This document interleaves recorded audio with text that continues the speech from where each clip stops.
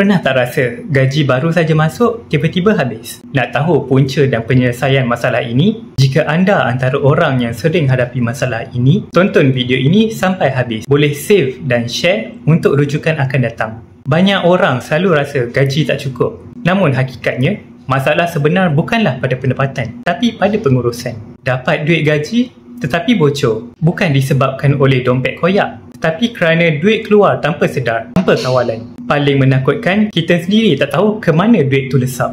Tambahan pula zaman sekarang, semuanya cashless. Sentuh sahaja, duit pun melayang. Touch and your money go. Sebenarnya, duit tu boleh saja diselamatkan, boleh disimpan, boleh dilaburkan. Cuma masalahnya, kita tak sedar duit kita bocor macam air pipe. Hakikatnya, duit memang seronok dibelanjakan. Itulah fitrah manusia. Oleh sebab itu, kita kena ada pelampung kewangan. Salah satu cara bijak untuk selamatkan duit kita daripada bocor, simpan emas dan silver. Emas dan silver bukan saja kalis inflasi, bahkan boleh jadi ubat untuk penyakit boros. Kenapa?